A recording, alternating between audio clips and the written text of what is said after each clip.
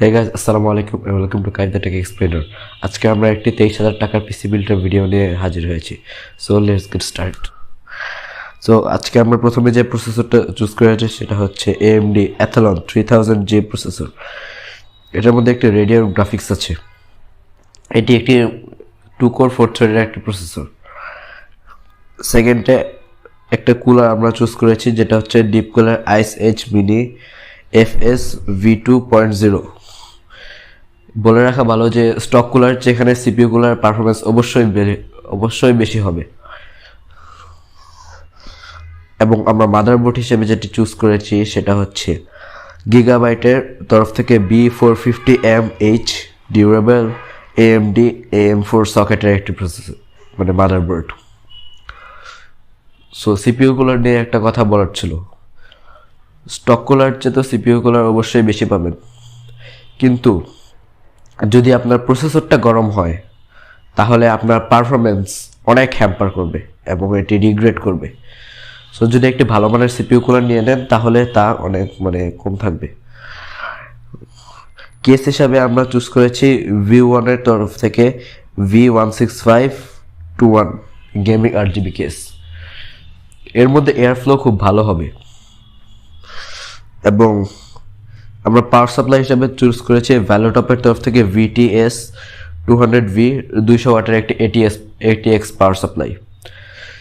এখন আমরা চাইলেই কিন্তু একটি ক্যাসিংয়ের সাথে যে ইনবিল্ট পাওয়ার সাপ্লাই আসে তেমন একটা ক্যাসিং এবং পাওয়ার সাপ্লাই চুজ করতে পারতাম, কিন্তু আমরা তো করিনি।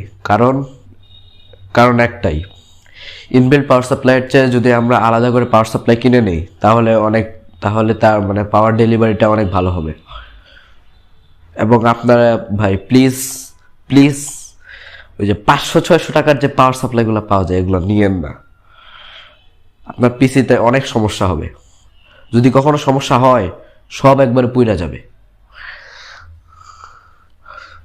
এরপরে আমরা যে বুট ড্রাইভ সেটা চুজ করেছি হচ্ছে AITC কিংসম্যানের SK150 একটি 128 জিবির SATA SSD। আপনার এখানে আপনার এখানে M.2 ইউজ করতে পারবেন, কিন্তু আমরা সেটাকে ফিউচার আপগ্রেডেবিলিটির জন্য সেটাকে বাদ রেখেছি। সো একটি ভালো স্পিডের জন্য ভালো একটি SSD 128 জিবির। শুধুমাত্র এটিতে আমরা আমাদের যে অ্যাপ্লিকেশন অথবা সফটওয়্যার যে ইউজ করব সেটা এবং আমাদের উইন্ডোজ সাথে থাকবে হচ্ছে এক্সট্রা ফাইল রাখার জন্য তোশিবার তরফ থেকে P300 একটি 1 টেরাবাইটের হার্ড ডিস্ক। এখানে যদি এবং র্যাম হিসাবে থাকবে হচ্ছে কোর্সার ভেঞ্জেন্স LPX 8 জিবির একটি স্টিক। এই মাদারবোর্ডে আরও র্যাম লাগানোর অপশন রয়েছে, কিন্তু আমার মতে আপাতত একটি লাগানোই ভালো, ভবিষ্যতে লাগিয়ে নেবেন। সো এই ছিল আমাদের আজকের ভিডিও। আশা করি ভিডিওটি আপনাদের ভালো লেগেছে। যদি ভালো লেগেই থাকে তাহলে ভিডিওটি একটি লাইক দিবেন, কমেন্ট করে জানাবেন আপনার এই পিসি বিল্ডে কেমন লাগলো, এবং ভবিষ্যতে কোন রকমের পিসি কোন বাজেটে কোন টাইপের পিসি বিল্ডের ভিডিও আসবে সেটা অবশ্যই নিচে কমেন্ট করে জানাবেন সবাই। এবং চ্যানেল নতুন হলে সাবস্ক্রাইব করবেন। আসসালামু আলাইকুম।